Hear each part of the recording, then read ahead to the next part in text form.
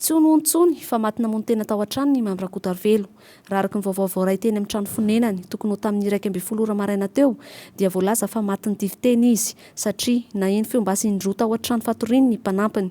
Efa tonga tena toerana kosa ny mpitandro ny filaminana nanao fitsirihana sy fanadihadiana nentina avy hatrany eny amin'ny hôpitaly Ansiaranindrazana ho atao autopsie. Nafaty anazy aloha izay ilay nataontsika hoe ny rapport d'autopsie no tena mamaritra fa raha ny filazan'ilay mpanampy zany dia hoe naheno feom-basy indroa izy dia avy eo izy nijery dia nahita fa hoe efa maty le Mambrakotarvelo zany. Tokony tamin'ny 1:20 teo eo zany.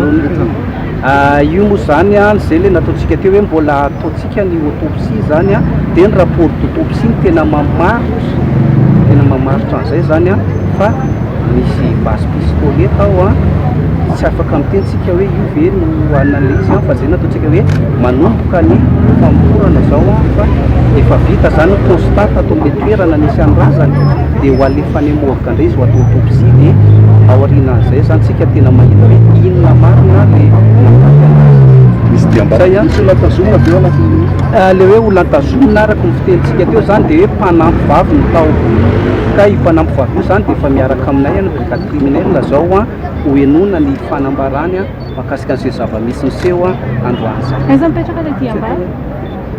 Le hoe diam-bala aloha izay le resantsika teo zany hoe tamin'ny constat nataonay zany dia eo amin'ny lohan'ilay izy fa ny autopsie no mamaritra an'izay zavatra izay.